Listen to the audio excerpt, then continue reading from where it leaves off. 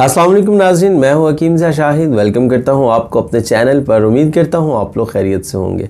एक बार फिर एक नई वीडियो के साथ और एक नए नुस्खे के साथ आपकी खिदमत में हाजिर हूं।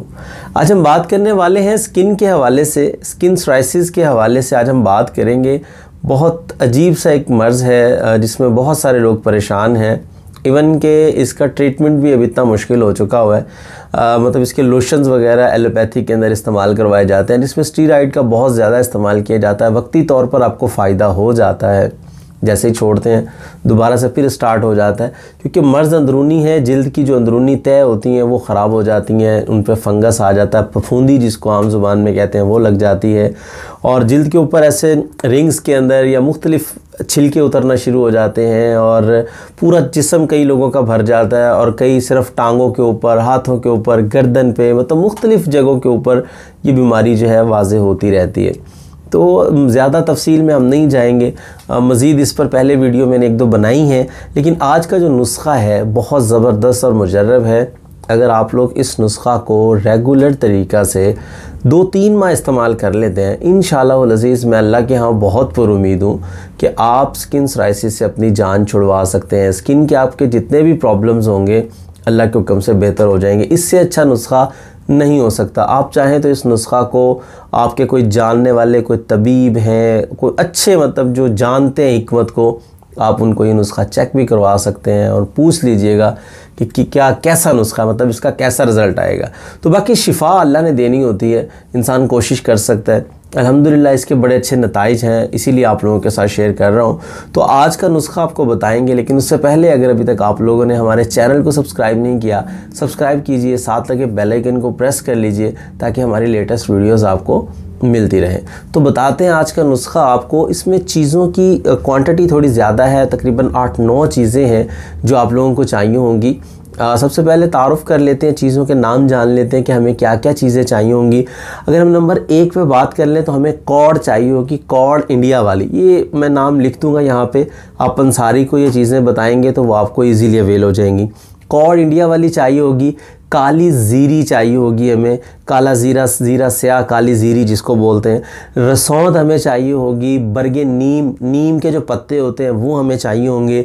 शाहतरा चाहिए होगा हमें। मुसब्बर चाहिए होगा। चराइता चाहिए होगा। गंधक आंवला सार चाहिए होगी। रेवंत चीनी हमें चाहिए होगी। ये चीज़ें यहाँ पे आपको लिखी मिल जाएंगी, नोट कर लेनी आपने। अगर इन तमाम ये गालिबन 9 चीज़ें बनती हैं। अगर इनके वज़न की बात कर लें तो हम वज़न लेनी है आपने, मतलब 30-30 ग्राम अगर आप इनका वज़न रख लें, सब चीज़ों का 30-30 ग्राम आपने लेके इनकी सफाई कर लेनी है, घर ला के उनमें मट्टी वगैरह चीज़ें साफ़ कर लेनी है अच्छे तरीके से। उसके बाद आपने इसको पीस के इसका पाउडर कर लेना है। अच्छा, इसका पाउडर आपने इंतहाई बारीक करना है, जितना बारीक आपसे हो सके उतना बारीक आपने इसका पाउडर कर लेना है। 1 ग्राम वाला कैप्सूल जिसको 00 नंबर कहते हैं, 00 नंबर के आपने कैप्सूल इसके भर लेने हैं। आपकी दवा तैयार हो गई है। मिकदार ख़ुराक मतलब इसका तरीका इस्तेमाल की अगर बात कर लें तो 1 कैप्सूल सुबह, 1 दोपहर, 1 शाम, खाना खाने के आधा घंटा बाद ताज़ा पानी के साथ आप लोगों ने इस्तेमाल करना है। अच्छा, अब आपने इस नुस्खा के दौरान इस्तेमाल ये नहीं करना कि आपने 6 दिन खा लिया, 10 दिन खा लिया और आप कहें जी रिज़ल्ट नहीं आ रहा। ये मैं आपको फिर कह रहा हूँ, ये 3 माह कम से कम मतलब आपको इस्तेमाल करना पड़ेगा। इससे ज़्यादा भी करना पड़ सकता है, 2-3 माह मैं आपको कह रहा हूँ, लेकिन इससे ज़्यादा भी इस्तेमाल करना पड़ सकता है। लेकिन रिज़ल्ट्स आपको आहिस्ता आहिस्ता आना शुरू हो जाएंगे, और इंशाअल्लाह अज़ीज़ इससे जब आप ठीक होंगे तो दोबारा आपकी स्किन को कोई मसला नहीं आएगा। अच्छा, ये तो हो गया, इसके तरीका इस्तेमाल भी हमने जान लिया, नुस्खा को भी जान लिया। अब बात कर लें अगर कि हमने परहेज़ क्या क्या करने हैं, क्या खाना है क्या नहीं खाना। इस बीमारी में सबसे ज़रूरी ये है, नंबर 1 पे आप बादी चीज़ें अपनी ज़िंदगी से निकाल देंगे। सिंपल ग़िज़ा इस्तेमाल करेंगे, सब्ज़ियाँ सिंपल सादी वाली, मतलब घिया हो गया, तोरी हो गया, टींडे हो गए, इस किस्म की जो सब्ज़ियाँ हैं वो इस्तेमाल करनी है। ज़्यादा बादी जो सब्ज़ियाँ हैं वो आपने इस्तेमाल नहीं करनी। अंडा आप लोग बंद कर देंगे, गोश्त आप लोग बंद कर देंगे, मतलब कुछ अरसा आप दलिया, इस किस्म की चीज़ें जितनी सिंपल ग़िज़ा करेंगे ना उतनी जल्दी आपको अफाका होना शुरू हो जाएगा। अब होता क्या है, हम मेडिसिन भी यूज़ कर रहे होते हैं और साथ साथ फास्ट फूड भी खा रहे हैं, चिकनाई वाली चीज़ें भी खा रहे हैं, बादी चीज़ें भी खा रहे हैं, तो दवाई का इतना ख़ास असर नहीं होता।